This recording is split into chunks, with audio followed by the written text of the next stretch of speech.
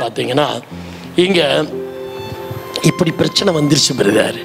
இந்த பிரச்சனையில கர்த்தர் எனக்கு என்ன தீர்வு சொல்ல போறார்? எத்தனை பேருக்கு தெரியணும்? இப்படி ஒரு பிரச்சனை எனக்கு இருக்கு பிரதர், இதுல கர்த்தர் எனக்கு என்ன தீர்வு செய்ய போறார் அப்படின்னு பார்க்கும்போது ஒரு பரிசுத்தவான் பைபிள்லேருந்து நான் செலக்ட் பண்ணேன். ஏன்னா என்னையே நான் செலக்ட் பண்ண முடியாது, பைபிள்லேருந்து தான் செலக்ட் பண்ணணும். என்ன கேட்டிங்கன்னா இந்த பில்டிங்கில் நடந்த அத்தனையும் எதனால் நடந்ததுன்னு என்னால் சொல்ல முடியும்.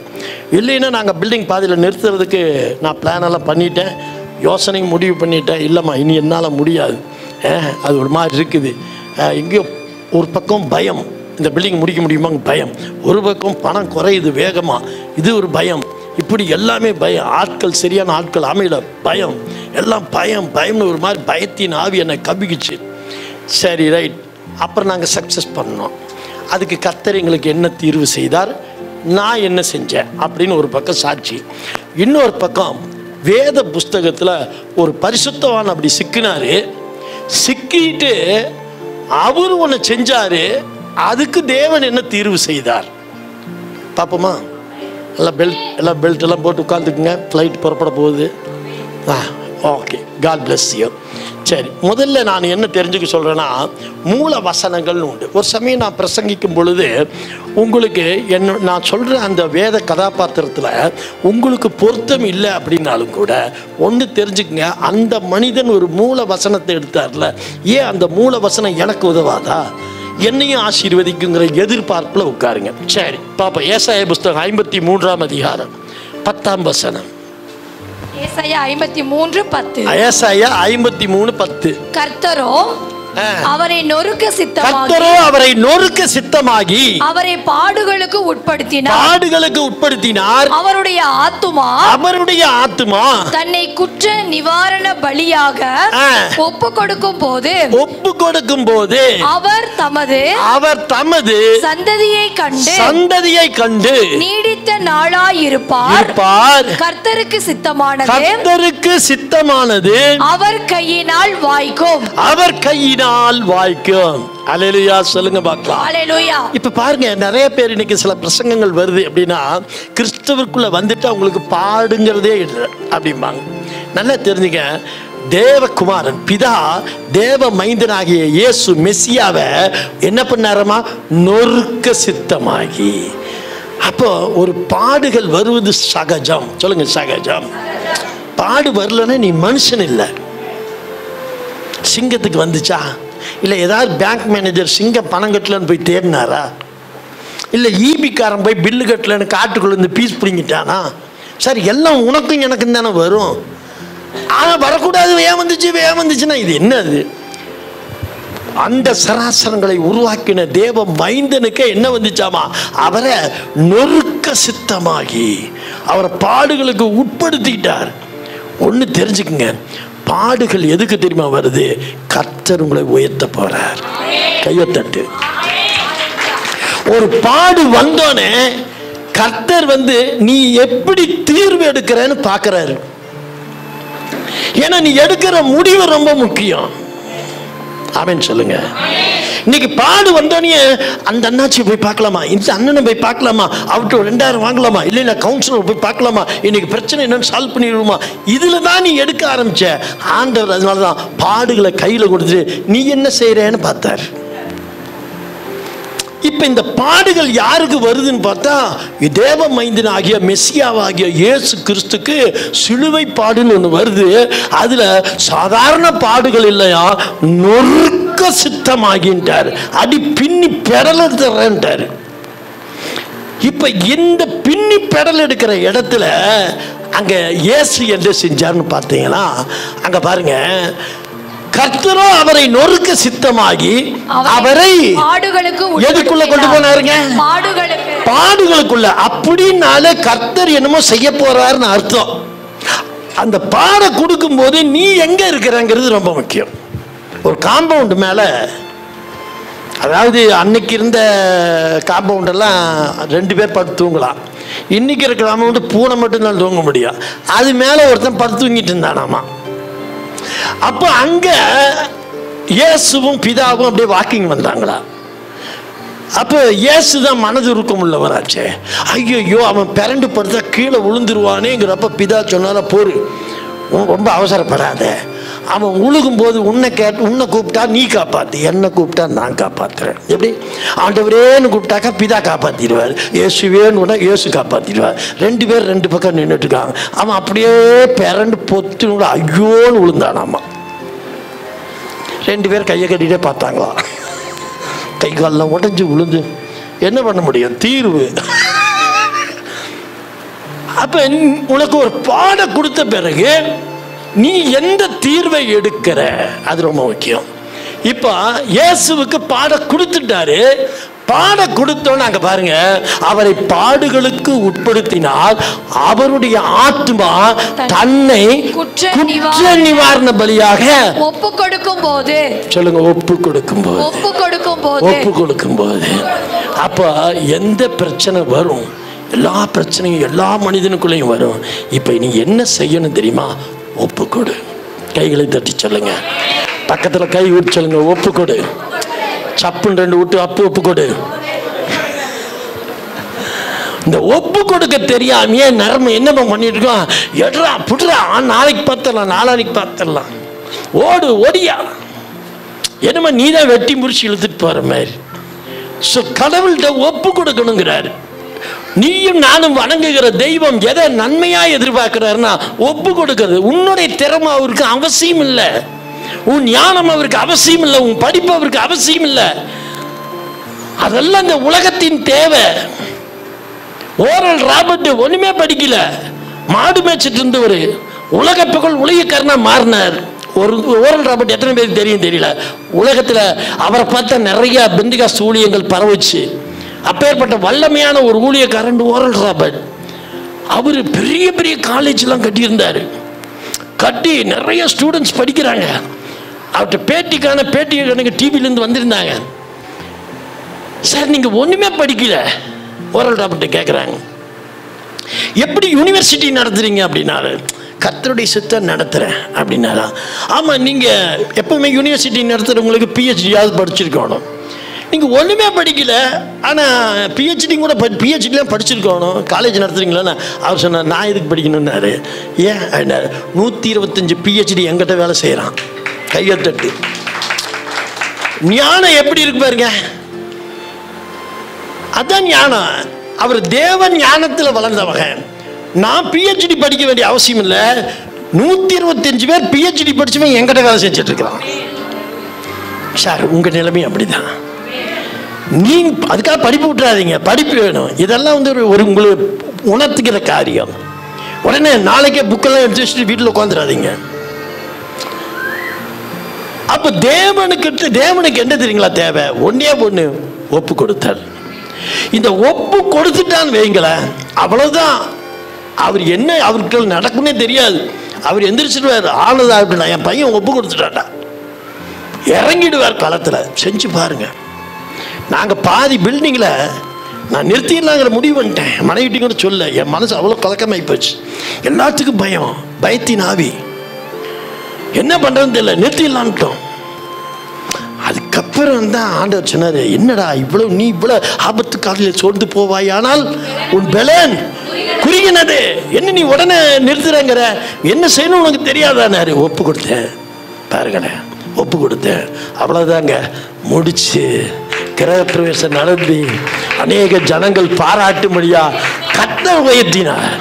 அப்பதான் யோசிச்சேன், இவ்வளவு லகுவான ஒரு வேலையை ஏன் நம்ம சபை மக்களுக்கு சொன்னா என்னன்னு யோசிக்கும் போதுதான் எனக்கு சில பரிசுத்த வாழ்வு, சில இல்லை ஒரே ஒரு பரிசுத்தவான பைபிளில் தியானம் பண்ணி செஞ்சேன். வேற யாரும் இல்லை, நம்ம முற்பிதாவாகிய ஆபிரகாம். அவரை குறித்து நான் ஒரு நிறைய எடுத்தேன், எங்கெல்லாம் ஒப்பு கொடுத்தான்னு பார்த்தேன். ஆனால் சரி, ஒரு 5வது சொல்லணும்னு முடிவு பண்ணேன். ஒரு 7-8 இருக்குது, ஆனால் நான் ஒரு 5வது சொல்லணும்னு நேரம் மிரட்டுற மாதிரி இருக்குது. ஆனாலும் பரவாயில்ல, விட மாட்டேன்ட்டு நானும் ஒரு 5வது நான் சொல்ல முயற்சி செய்கிறேன். ஓகேவா? ஹல்லேலூயா. அப்போ ஒப்பு கொடுத்தல் என்பது தான் நமக்கு முக்கியம். அப்படி ஒப்பு கொடுத்துட்டா உங்களுக்கு என்ன வரும்னு சொன்னேன், உதவி வரும். எங்கிருந்து வரும்னா உன்னதத்திலிருந்து வரும். உன்னதத்திலிருந்து உங்களுக்கு உதவி வரும். ஆமாம். ஏன்னா அவ்வளவு நாள் நான் பயந்துட்டு இருந்தேன். பயம் எங்கே போச்சு? அதுக்கப்புறம் எனக்கு பயமே இல்லை தெரியுங்களா. வீட்டை முடிக்காம வெளியே போக மாட்டேன்ட்டு நான். இந்த வீட்டை முடிச்சு கிரக பிரவேசம் பார்த்துட்டு தான் நான் வெளியே போவேன். வீட்டையும் முடிச்சாச்சு. பாராட்டாத வாய்களே கிடையாது. அங்கே பெருமை பண்ணுறதுக்கு எனக்கு ஒன்றுமே இல்லை. கர்த்தர் செய்தது. நான் நிறுத்தணும்னு நினச்சேன். மனித புத்தி முடியல, நிறுத்திடலாங்கிற புத்தி. ஆனால் கர்த்தர் பார்த்தார். அது எப்படி என் மகன் வெட்கப்படுவானே, ஆனால் அவன் செய்ய வேண்டியது ஒன்று செய்யலையே. அவன் திறமை, அவன் ஞானம், அவன் புத்தி எனக்கு தெரியுமா அப்படின்ட்டே கிடக்கிறானே, கொஞ்சம் புத்தி வரலாமேன்னு யோசிச்சாரோ என்னன்னு தெரியல. எனக்கு யோசனை வந்துருச்சு. ஒப்பு கொடுத்துட்டேன். ஒப்பு கொடுத்த ஸ்பாட்டு அடுத்த நாள் பார்த்தீங்கன்னா வெளுத்து போனவன்லாம் வர ஆரம்பிக்கிறான். டக்க டக்க டக்க டக்க டக்க டக்க டக்க டக்க முடிச்சாச்சு. பில்டிங்கை முடிச்சு கிரகப்பிரவேசம் ரொம்ப அருமையாக ஆண்டவர் எல்லா உணவு வகை எல்லாத்துலேயும் அருமையாக செய்து. அப்புறம் மறுபடியும் ஒரு ப்ரேயர் குரூப் ஒன்று வச்சு ப்ரேயர் ஒரு கூட்டத்தை கூப்பிட்டு எல்லாம் செஞ்சோன்னே ஆண்டவர் ஆட்களையும் வரும்படியாக செய்தார். சரி, இப்போ நான் பைபிளில் ஒரே ஒரு மனிதன் பரிசுத்தவான் நீதிமான் அவரிடத்தில் 5 விதமான ஒரு காரியங்களை நம்ம தியானிப்போம். ஆபிரகாமை குறித்து நம்ம தியானம் பண்ணுவோம். இந்த ஆபிரகாமை குறித்து தியானம் பண்ணும் பொழுது பார்த்தீங்க அப்படின்னா முதல்ல நம்ம தெரிஞ்சுக்க வேண்டியது இந்த சங்கீதம் 135 5 கொடுங்க. அவர் யார் என்று சொல்லப்பட்டிருக்கிறது. 5 கர்த்தர் பெரியவர் என்றும் நம்முடைய ஆண்டவர் எல்லா தேவர்களுக்கும் மேலானவர் என்றும் நான் அறிவேன். எல்லா தேவர்களுக்கும் மேலானவர். சொல்லுங்க, எல்லா தேவர்களுக்கும் மேலானவர். என்ன பிறகு சொல்ல வச்சுட்டே சும்மா இருந்தீங்கன்னா நடக்காது. சொன்னாதான் நடக்கும். சொல்லதான் நடக்கும். அதனால் நீங்கள் சொல்லணும் வாய்களை. நம்ம தேவன் யாருங்க? அதுலேயும் சாதாரண ஆளுல வானத்திலையும். அந்த வசனம் எங்க இருக்கு? வானத்து தொடக்கமே அதான் வரும். வானத்திலும் பூமியில் 4வது வசனம். என்ன தூங்குறாரா? 6வது வசனம். பர்த்டே மப்புல உட்கார்ந்திருக்காரு.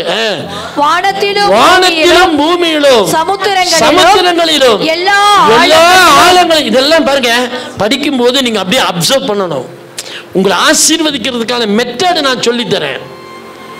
நீங்க அப்படியே தேமையான உட்கார்ந்துடாதீங்க. இந்த மாதிரி வசனங்கள் வரும்பொழுது அப்படியே நம்ம ஆண்டவருங்கிறத நீங்க உணருங்க. நீ இதை பிராக்டிஸ் பண்ணிட்டே இருங்க. நீங்க பாருங்க, நீங்க நினையாத அற்புதங்கள் நடக்கும். நீங்க நினைச்சு பார்த்திருக்க மாட்டீங்க. எங்க வேணா என்ன வேணா உன் கம்பெனி ஓடுயா, உன் குடும்பம் செழிப்பா இருக்கும். எல்லா செலவும் நீ சந்திப்ப. ஒன்னுத்துக்கு நீ பாரமா நினைக்க மாட்ட. அப்படி வேணும்னா நான் சொல்றதெல்லாம் செய்ய, நான் எழுதி தரேன். ஒண்ணுமே செய்ய மாட்டேன். தேவைன்னு இங்க உட்காந்து எங்கேயோ யோசிப்பேன். அதுக்கு நான் கேரண்டி இல்லை. இங்க உட்காந்து வசனத்தை அப்படி வாங்கி சாப்பிடுங்க இஷ்டத்துக்கு. ஹல்லேலூயா. அங்க சொல்ல அவங்க படிக்கும் போதே நீ இழுக்கணும். வானத்திலும் பூமியிலும் சமுத்திரங்களிலும் எல்லா ஆழங்களிலும் கர்த்தர் தமக்கு, சொல்லுங்க, கர்த்தர் தமக்கு சித்தமானது எல்லாம் செய்கிறார். நம்ம வாழ்க்கையில ஒரு நல்லது நடந்ததுன்னா நீ செஞ்சில்ல, அவருக்கு அது சித்தம் இருக்கு. அவருக்கு சித்தம் இல்லைன்னா அது நடக்காது. நீ நினைக்கிற நான் ஜெபிச்சு பார்த்துட்டேன்னு, ஆனா அவருக்கு சித்தம் இருந்தாதான் அது நடக்கும். இல்லைன்னா நடக்காது. ஏன்னா நானும் நீ அவருடைய பிள்ளைகள். ஹல்லேலூயா, ஹல்லேலூயா, ஹல்லேலூயா. பிள்ளைகளை காட்டில் நம்ம புத்திரர்களாய் மாறினோம். சொல்லுங்க, நான் புத்திரன். என்ன பிரதர், பிள்ளைக்கும் புத்திரனுக்கு என்ன பிரதர் வித்தியாசம்? சார், நீங்க பக்கத்து வீட்டில் அங்கே ஒரு குழந்தை இருக்கு, அதுவும் உங்களை பார்த்தா அப்பாங்குது. நீங்களாம் என்ன அப்பாங்கிறீங்களா இல்லையா? அப்புறம் அப்பாங்கிறப்ப நீங்கள் எனக்கு பிள்ளைகள் தானே. ஆனால் சொல் பேச்சு கேட்டு வீட்டில் வளருது அந்த பிள்ளை புத்திரன். தேவனுடைய வசனத்தை பேசி வளருது அந்த பிள்ளை யாருங்க? பிள்ளை இல்லை, அதுக்கு அடுத்த ஸ்டேஜ் புத்திரர்கள். நீங்களும் நானும் யார் தெரியுமா? புத்திரர்கள். அப்போ நாம் அப்பாவுடைய வார்த்தைகளை வாங்கிக்கணும். ஹல்லேலூயா. அப்போ இப்படி போகும் பொழுது பல பிரச்சனைகள் இருக்கு. ஒரு மனுஷனுக்கு சின்ன பிரச்சனை இருக்கும், பெரிய பிரச்சனை இருக்கும். இந்த சின்ன பிரச்சனை அவர் சில சமயம் சந்திக்க மாட்டார். ஏன் தெரியுங்களா? அது நீயே செஞ்சுக்கோ அப்படின்றவார். ஏன்னா அது உங்களால முடியும். பெரிய பிரச்சனை இல்லை, இவனால முடியாது, நான் வந்துடுறேன்.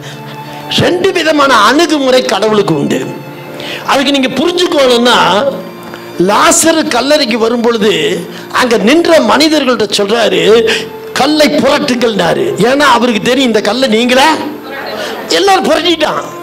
ஆனா இயேசுவின் கல்லறைக்கு வரும் பொழுது 2 ஸ்திரீகள் என்ன பேசினாங்க? நமக்காக இந்த கல்லை யார் புரட்டுவார்கள்? அப்ப புரட்ட முடியாது.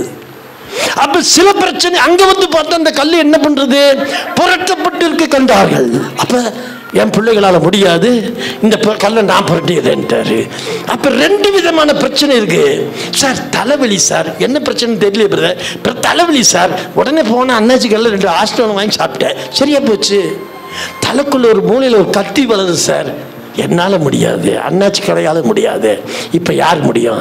அவர் தான். அப்போ பிரச்சனைகளுக்கு வடிவம் உண்டு, பிரச்சனைகளில் வித்தியாசங்கள் உண்டு. அப்போ எந்த பிரச்சனை உன்னால் முடியலையோ அந்த பிரச்சனை கர்த்தரால் நடக்கணும்னா இயேசுவுக்கு பாடுகள் வந்து பொழுது இயேசு என்ன செஞ்சார்னு பாருங்க, அவர் ஒப்பு கொடுத்தார். இப்போ ஆபிரகாமுக்கு பற்றி நம்ம தியானிக்கிறோம். ஆபிரகாமை தியானிக்கும் பொழுது அவர் நல்ல ஒரு பரிசுத்தவான், அவர் ஆவிக்குரிய இஸ்ரவேலராய் இருந்தார். அவரை குறித்து நம்ம சில தியானங்கள் பண்ணுவோம். ஆதியாகமம் புத்தகம் 20ஆம் அதிகாரம் 1-2 நாம வாசிக்க கேட்போம். 20ஆம் அதிகாரம் 1-2. ஆபிரகாம் அவ்விடம் விட்டு தென் தேசத்திற்கு பிரயாணம் பண்ணி காதேசுக்கும் சுருக்கும் நடுவாக குடியேறி கேராரில் தமிழ் வெள்ளாடுது.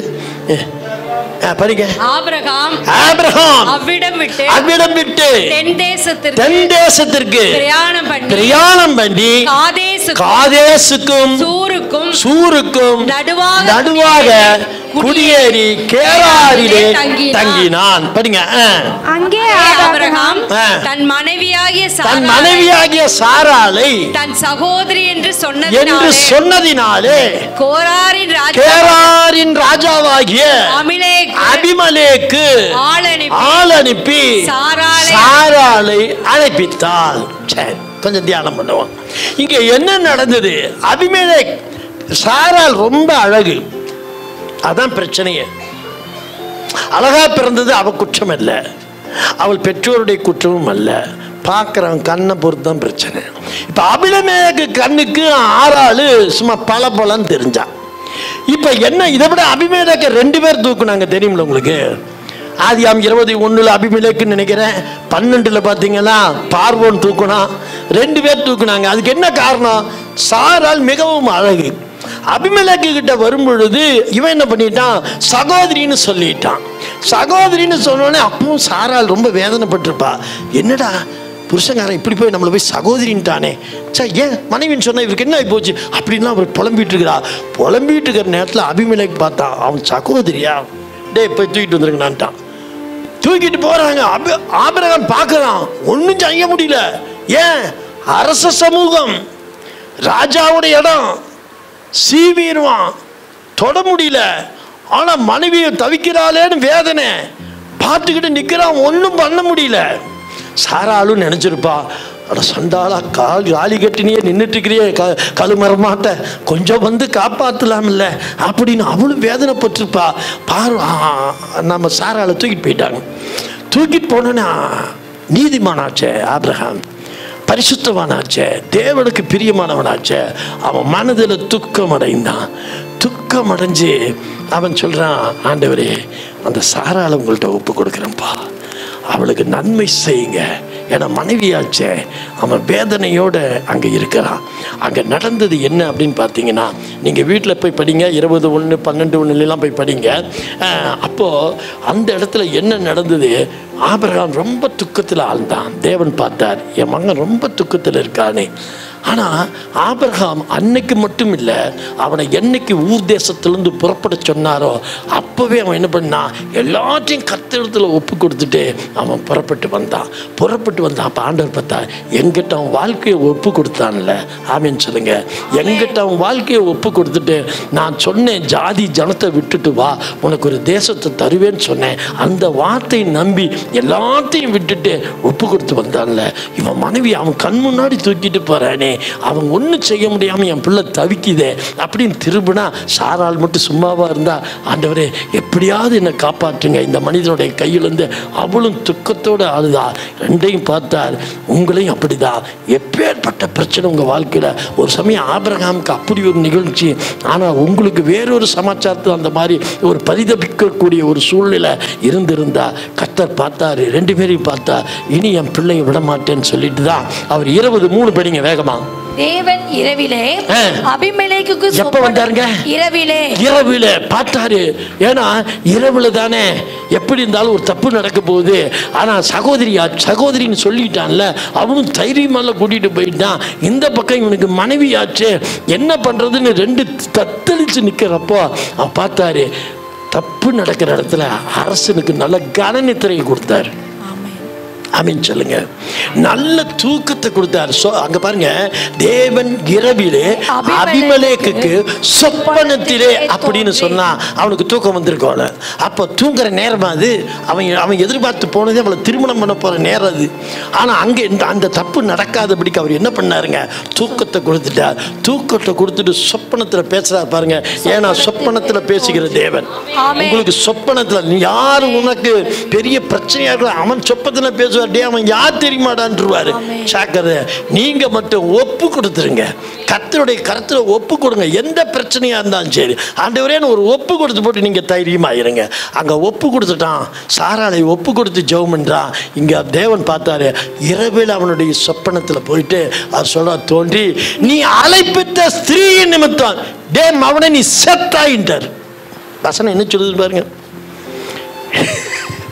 நீ அழைப்பித்த, நீ தூங்கிட்டு வந்த பொண்ணு இருக்கா பாத்தியா, அவன் நிமித்தம் நீ செத்தடான்ட்டாரு. கையா வைக்கிற பிள்ளைய ஞாபகம் வச்சுங்க. உங்களுக்கும் கர்த்தர் மிரட்டுவாரு. தைரியமா இருங்க.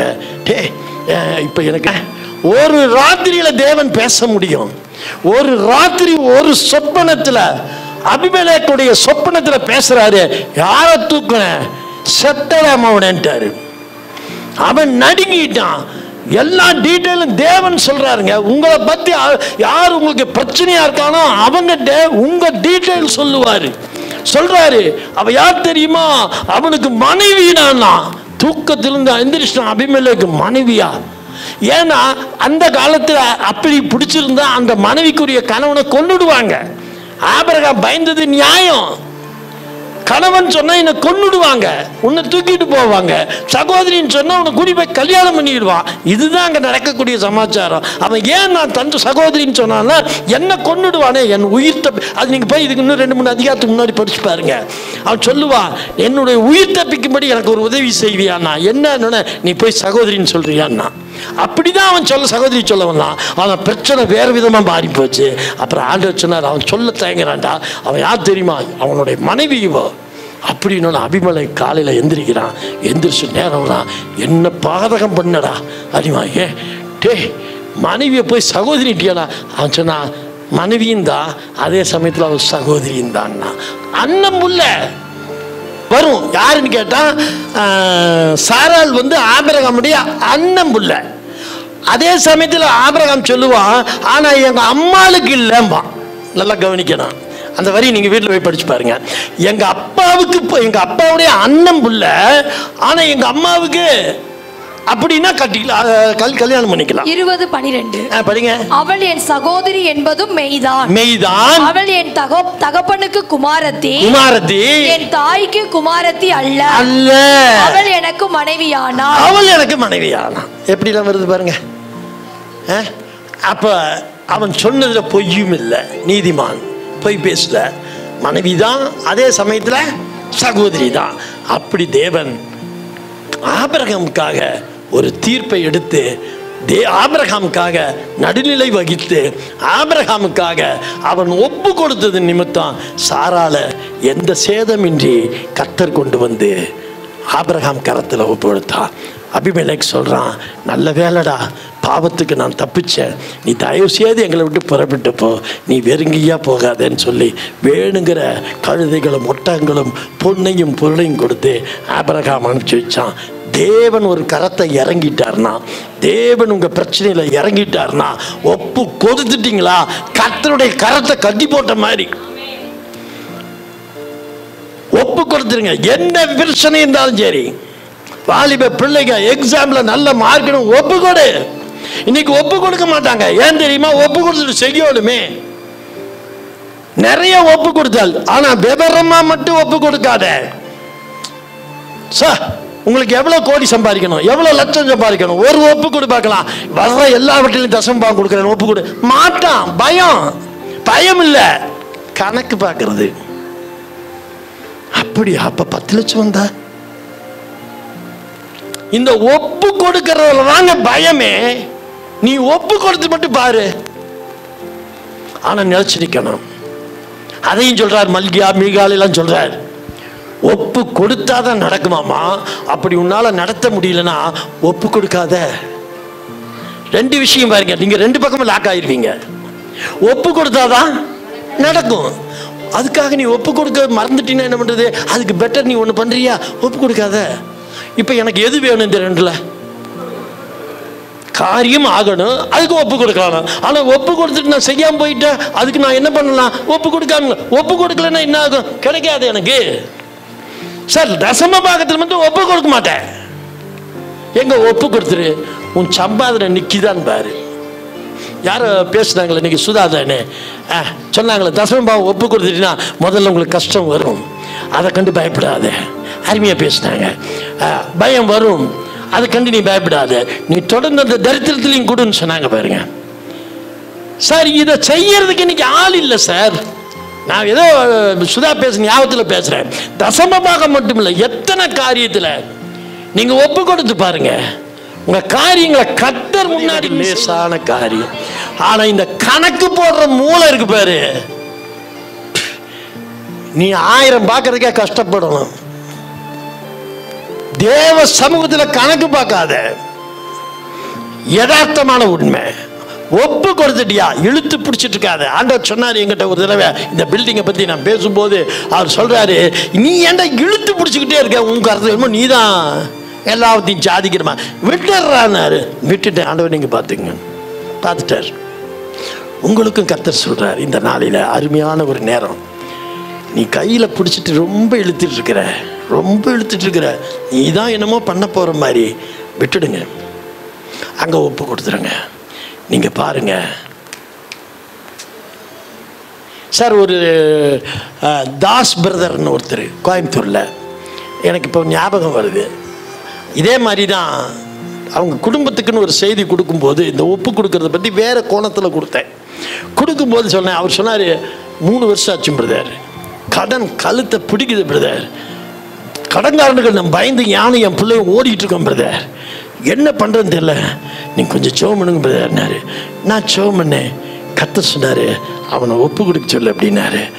நான் இனி அவங்க ஆர்சிக்காரங்க, இந்த ஒப்பு கொடுக்கறதெல்லாம் பேசினா நம்மளை காசுப்பட்டான் அப்படிம்பாங்க. நான் சொன்னேன், பிரதர் ஆண்டவர் சொல்லட்டுமா? ஆனால் அவருக்கு என் மேலே ரொம்ப நம்பிக்கை உண்டு. அவர் சொன்னார், சொல்லுங்க பிரதர்னாரு. நான் சொன்னேன், ஏதாவது ஒப்பு கொடுங்க பிரதர், ஏன்னா நம்ம சொல்லித்தரக்கூடாது, ஏதாவது ஒப்பு கொடுங்க. இந்த வீடு மட்டும் வித்துட்டா 80 லட்ச ரூபா வீடுங்க. நான் சொன்னேன், நீங்கள் ஒப்பு கொடுங்க, அப்புறம் பார்த்துக்கலாம் அப்படின்னு. நான் வந்துட்டேன்.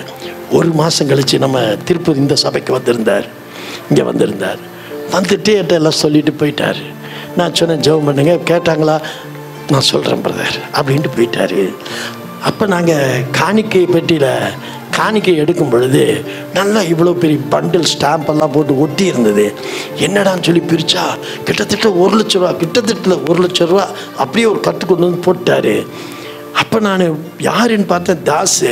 ஐயோ பாவம், அவர் ஏற்கனவே கடனில் இருக்கார், ஏதோ ஒரு பணத்தை கொண்டு போனவர் போட்டார். அவரை ஃபோன் பண்ணி, பிரதர் உங்கள் பணம் கைது வரலங்க. இல்லை பிரதர், 1 லட்ச ரூபா உங்கள் சபைக்கு ஒப்பு கொடுத்தேன் பிரதர். ஒரே வாரத்தில் 80 லட்சத்துக்கே வித்துருச்சான் சார். ஆபிரகாம் ஒப்பு கொடுத்தான் சார், அவன் மேலே கை வச்சப்படுவான்ட்டாரு. உன் பிரச்சனை அப்படிதான், ஒப்பு கொடுத்துட்டே என் மகன் கை வச்ச ஒப்பு கொடுத்தார். சரி, 2வது பாயிண்ட் மறுபடியும் அந்த 13:7-8 படிங்க. ஆதியாகமம் 13:7-8. ஆபிரகாமுடைய மந்தை மேய்ப்பருக்கும் லோத்துடைய மந்தை மேய்ப்பருக்கும் வாக்குவாதம் உண்டாயிற்று. அக்காலத்திலே கனானியாரும் பெரிசாயரும் அத்தேசத்தில் குடியிருந்தார்கள். ஆபிராம் லோத்தை நோக்கி எனக்கும் உனக்கும் என் மேய்ப்பருக்கும் உன் மேய்ப்பருக்கும் வாக்குவாதம் வேண்டாம், நாம் சகோதரன். இந்த தேசமெல்லாம் உனக்கும் இருக்கிறது அல்லவா, உனக்கு முன் இருக்கிறது அல்லவா, நீ என்னை விட்டு பிரிந்து போகாமல் போகலாம். நீ இடதுபுறம் போனால் நான் வலதுபுறம் போகிறேன், நீ வலதுபுறம் போனால் நான் இடதுபுறம் போகிறேன் என்றான். சரி, ரைட்.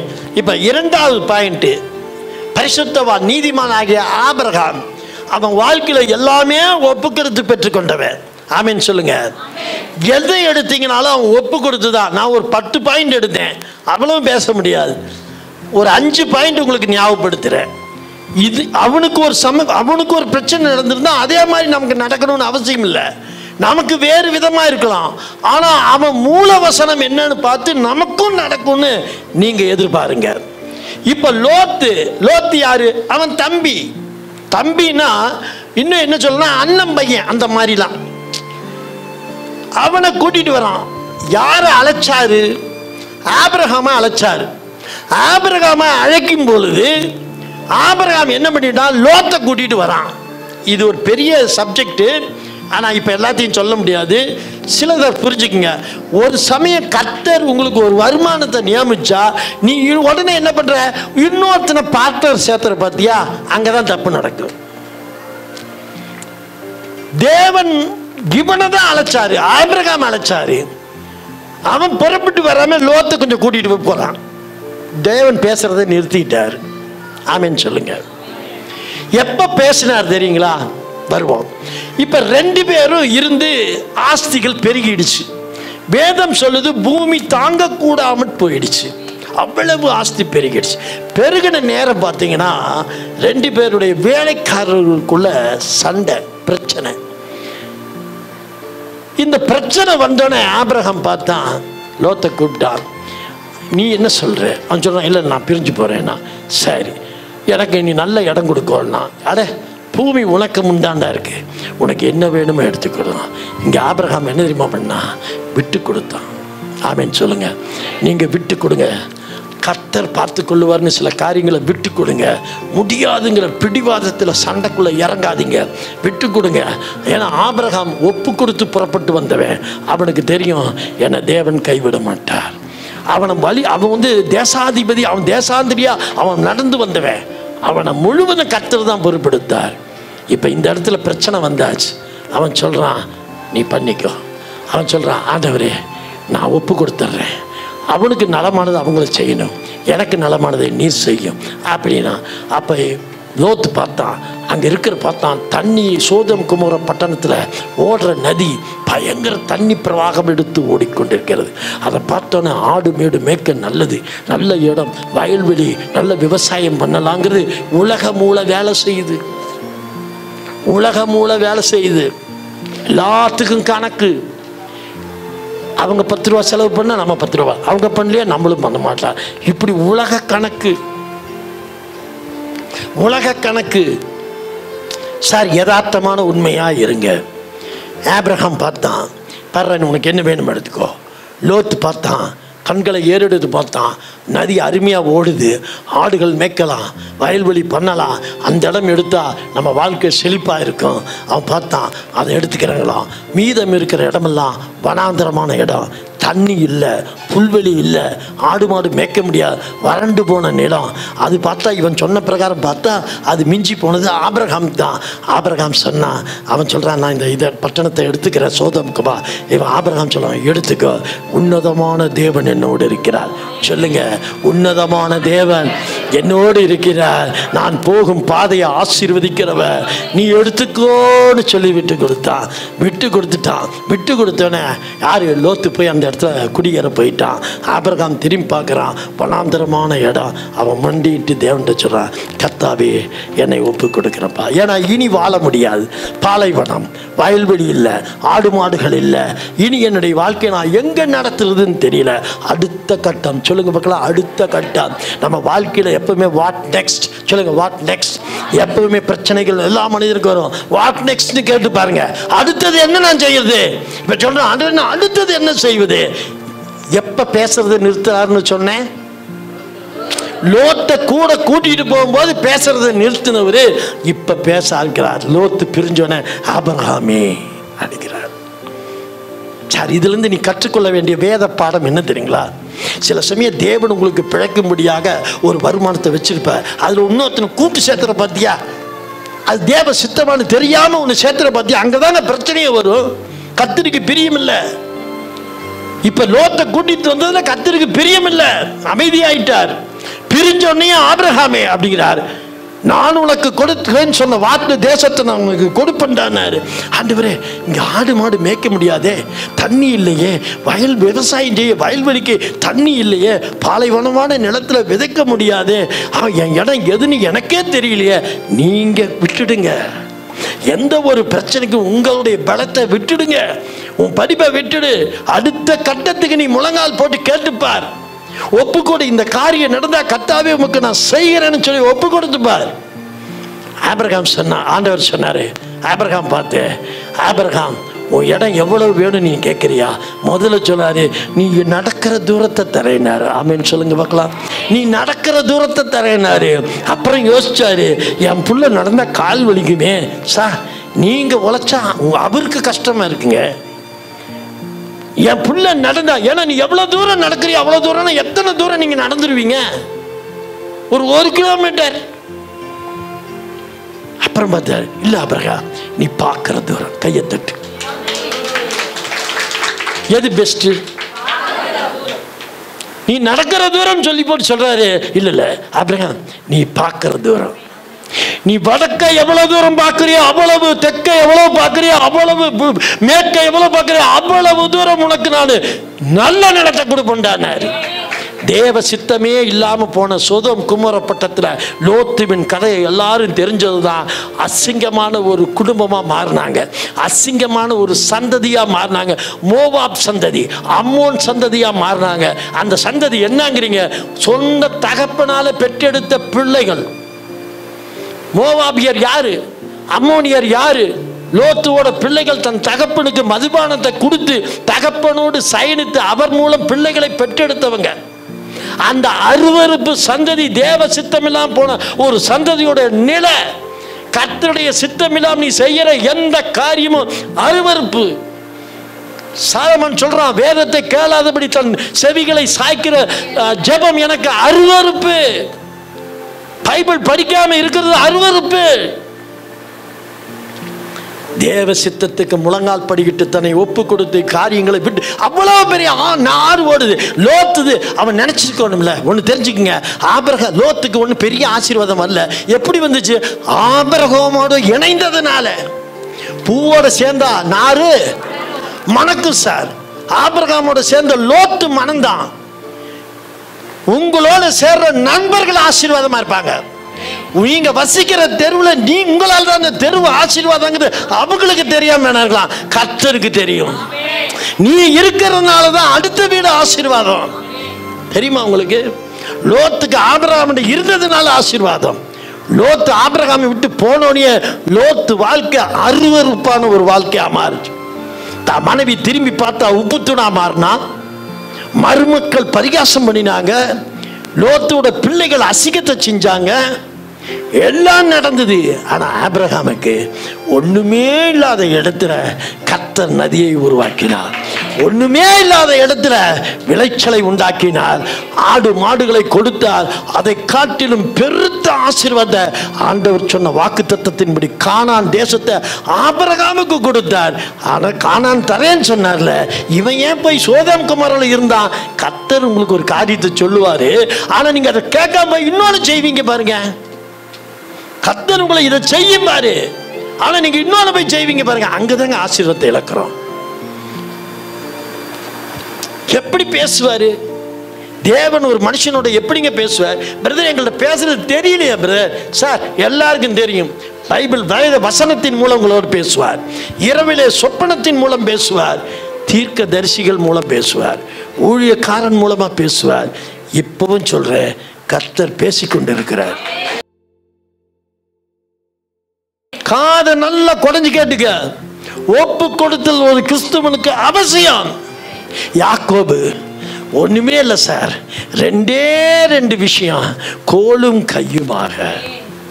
படுக்கிறதுக்கு தலகாணியும் கூட இல்லை, சோறு இல்லை சார், சாப்பாடு இல்லை. அப்படிதான் துரத்தி விட்டான். அவங்க அம்மா துரத்தி விட்டான், அண்ணன் தம்பி துரத்தி விட்டாங்க. போன இடத்துல ஒண்ணுமே இல்லை, கல்ல தலைக்கு வச்சு படுத்தான் பாருங்க. வானத்துக்கும் பூமிக்கும் தேவ தூதர்கள் ஏறின வண்ணம் இறங்கின வண்ணமா இருந்தாங்க. அவன் அந்த இடத்துல எந்திரிச்சு ஒப்பு கொடுத்தான். ஐயா, ஆண்டவரே, நான் வெறுங்கையா போறேன், திரும்பி வரும்போது என்னை செல்வ செழிப்பா மாற்றினா இந்த இடத்துல நான் ஒரு பலிபீடம். எத்தனை பேர் வேண்டுறீங்க? எத்தனை காரியத்துக்கு வேணுங்க? எடுத்தேன் கவுத்தேன்னு காரியத்தை செய்யறீங்களா தவிர பிள்ளைங்க வாழ்க்கையில, பெற்றோர்களுடைய வாழ்க்கையில, கணவன் மனைவி வாழ்க்கை ஆளாளுக்கு எடுத்து தடி எடுத்தவன் தண்டக்காரன் தான் இஷ்டத்துக்கு தானே செஞ்சோம். எந்த இதுல நீங்க ஆசீர்வாதத்தை பார்த்தீங்க? ஒரு காரியத்தை செஞ்சீங்களே, அதுக்கு ஒப்பு கொடுத்தீங்களா? ஒரு பிள்ளைகளை படிப்புக்கு கொடுக்குறீங்க, அந்த ஸ்கூல்ல கொண்டு போய் விடுறீங்க, இந்த வருஷம் பைஸ் கட்டுறீங்க, ஒப்பு கொடுத்தீங்களா? பீஸை கட்டலாம் வாங்கணும்னு அப்படியே கொண்டு போய் பீஸை கட்டு, அதுலேருந்து ஒரு சின்ன தொகை எடுத்து ஆண்டவருக்குன்னு காணிக்கையை ஒப்பு கொடுத்தீங்களா? அது ஒரு காணிக்கை. ஞாயிற்றுக்கிழமை போட்டேன்ல கணக்கு. நீ கணக்கு எவ்வளவு பார்க்கறியா, தரித்திரம் ஒன்று விட்டு விலகாது. தேவன் கணக்கு பார்க்கிறவர் இல்ல சார். அவர் உங்களுக்கு ஒரு 10 கோடி கொடுக்கணும்னு நினைக்கிறாரு. கணக்கு பார்க்கலன்னா அந்த 10 கோடி கேட்டோன்னே பொட்டுன்னு போயிடுவோமே, டப்புன்னு பிளாக் ஆகிடும். எனக்கெல்லாம் இன்னைக்கு 100 கோடி கொடுத்தாலும் பிளாக் ஆகாது. ஏன் தெரியுங்களா? நான் அடுத்து உங்களுக்கு கொடுக்க ஆசையா இருக்கு. அவர் யாருக்கு தெரியுமா கொடுக்கிறாரு? தேவ ராஜ்யத்துக்கு செலவு பண்றவன் தேவை. சுவிசேஷத்திற்கு, ஆலை கட்டுவதற்கு, கிறிஸ்துவ பிள்ளை ஏழை பிள்ளைகளை படிக்க வைக்கிறதுக்கு, துணிமணி எடுத்து கொடுக்க உனக்கு ஆசை இருக்கா? உன் பேங்க் பேலன்ஸ் நிரம்பிடும். ஏன்னா ஏன் ராஜ்யத்திற்குங்கிறாரு. நீ என்ன பண்ற? இல்ல சத்தம்லாம் வைங்க, பெரியவளுக்கு வேணும், சத்தம்லாம் வைங்க, சின்னவனுக்கு வேணும். இது ஒரு நாளும் நீ காசை 4 தினமும் தேடி தேடி தான் நீ ஓட வேண்டியது வந்துடும். ஆபிரகாம் எல்லாத்தையும் விட்டு கெடுத்தான். ஆமீன் சொல்லுங்க. தான் தம்பிக்கு சொன்னா, உனக்கு என்ன வேணுமோ எடுத்துக்கடா, நீ வடக்க போனா நான் தெற்க போறேன், நீ கிழக்க போனா நான் மேற்க போறேன்டா, உன்னுல நான் தொட மாட்டேன்டா, நீ நல்லா இருந்தா போது, விட்டு கொடுத்தாயா. அவன் நம்பிக்கை ஒன்னே ஒண்ணு என்ன தெரியுங்களா? கர்த்தர் பார்த்துக்கொள்வார். அழைத்து வந்தவர் அவர் என்ன வெறுமையா விட்டுருவாரு? திருப்பூர் வரும்போது நான் நினைச்சது அதுதாங்க. திருப்பூர்ல என்ன ரோம கத்தோலிக்க சபையை சேர்ந்தவங்க பிரேயருக்கு வந்தாங்க. நான் ஞாயிற்றுக்கிழமை ஆரம்பிக்கிற சபையினோட அப்படியெல்லாம் ஒரு ஆள் இல்லை. ஒரு 3 வருஷம் கழிச்சு அதுல இருந்து ஒரு ஆள் இன்னும் இருக்கீங்களா அப்படின்னாரு. அவர் பேர் என்ன? ராபர்ட்டா? ரேமான். இருக்கீங்களா திருப்பூர்ல? அதான் முடிஞ்சிட்டேன்னு நினைச்சான். நான் அப்பதான் நம்ம சபையில் அங்க செம கூட்டம், நிக்க இடம் இல்லை. நான் சொன்னேன், அழைத்தவர் உண்மை உள்ளவர். நான் சொன்னேன், ஆண்டவரே நீங்க தான் கூப்பிட்டீங்கன்னு வந்தேன், நான் வெக்கப்படக்கூடாதுன்னு.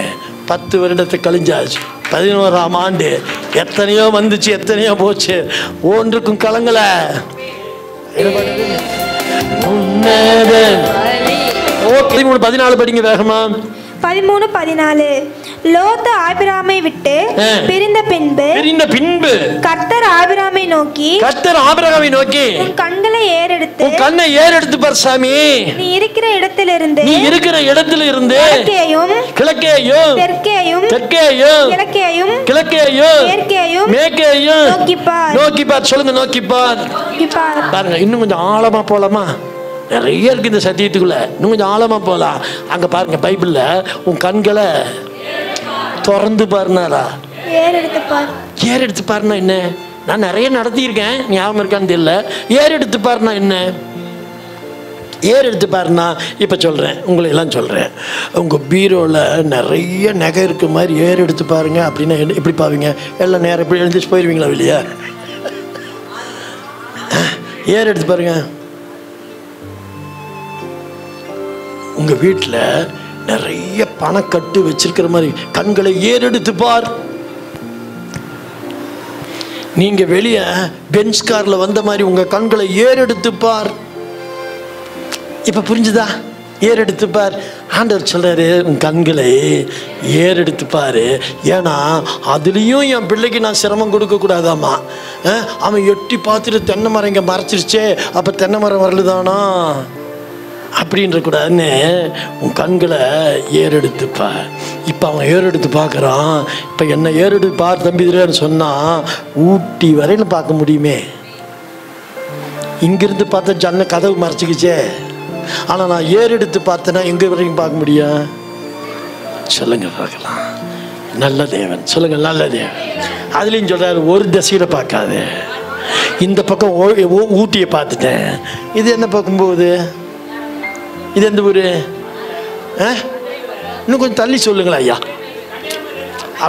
அதுக்கப்புறம் இடம் இல்லை, அப்படியே கையை தட்டு. இப்போ என் கண்ணு முன்னாடி அப்படியே திருவள்ளுவர் சிலை, அது வரைக்கும் அங்கே, அது வரைக்கும். இப்படி போங்கய்யா, அப்படியே அமெரிக்கா, அப்படியே ஆசியா, இந்த பக்கம் அப்படியே ஸ்ரீலங்கா, இங்கால அப்படியே போங்க. சரி, அதான். இப்போ பாருங்க, அப்போ இடத்த கொடுத்தாரு, இப்போ ஊழியத்தை கொடுப்பாரு. நான் ஏறெடுத்து பார்க்கிற தேசத்துல எல்லாம் என்ன கொண்டு போவார் ஊழியத்துக்கு. அதான் அவர் சொல்றார், நீங்களும் அப்படிதான். உங்க பிசினஸை பெருசாக்கணுமா, கண்களை ஏறெடுத்துப்பார். நிறைய சத்தியம் இருக்குது, நம்ம ஆழமா ஆராயணும், அவ்வளவுதான். நீங்க உட்காரணும். அதனால சொல்ல, அமர்ந்திருந்து கர்த்தர் அவரே என்று அறிந்து கொள்ளுங்கள். ஓடணும்னு நினைக்காத. சரி, கண்களை ஏறெடுத்து பார். நீ இருக்கும் இடத்துல இருந்து சொல்லிட்டார். ஓகே, அடுத்து அதை முடிச்சுட்டாமா? சரி, அப்படியே 19, 26 கொஞ்சம் வேகமா வாங்கம்மா. ஆதியாகமம் 19:26. அவன் மனைவியோ பின்னிட்டு பார்த்து உப்பு தூண் ஆனாள். அந்த தரிசனம் அதுவும் அப்படிதான். ஆசை. அதாவது இதுல என்ன தெரியுங்களா, நீ சோதம் குமாராவை விட்டுட்டு ஓடிடு, மேல் பரத்துக்கு ஓடிடு. போகும்போது நீ திரும்பி பார்க்காதேங்கிறார். இப்ப இவ போற வழியில திரும்பி பார்த்தா உப்பு தூண் ஆயிட்டான். அப்படின்னா என்ன அர்த்தம்னா, ஒரு தடவை நீங்க விட்டு கொடுத்துருங்க, திரும்பி திரும்பி ஆச்சா ஆச்சா ஆச்சான்னு பார்க்காத. அங்கேயும் அடிபட்டாச்சு. சரி, 36வது வசனம். இவ்விதமாய் லோத்தின் குமாரத்திகள் இருவரும் தங்கள் தகப்பனாலே கர்ப்பவதி ஆனார்கள். போதும், விட்டுருங்கம்மா. ஆக மொத்தத்துல மருமகன் வந்தான். மருமகனும் அவனை பரியாசம் இல்ல, எல்லாத்திலையும் எல்லாரும் வாயும் அடைக்க முடியா ஆபிரகாமை உயர்த்திட்டார். பாருங்க, அந்த ஆண்டவருக்கு கீழ்படிச்சபடினால, ஒப்பு கொடுத்தபடினால, கொடுக்கிறேன்னு சொன்ன கானான் தேசத்துல கர்த்தர் ஆபிரகாமை கொண்டு போய் அவனை செல்வ சீமானா மாற்றினார். உங்களை என்னை அப்படியே மாற்றுவார். அதுக்கு நீயும் நானும் கேட்டுட்டு போனா பத்தாது, ஒப்பு கொடுக்கணும். சொல்லுங்க, எல்லாம் ஒப்பு கொடுக்கணும். சரி, 3வது பாயிண்ட் படிச்சிருவோமா?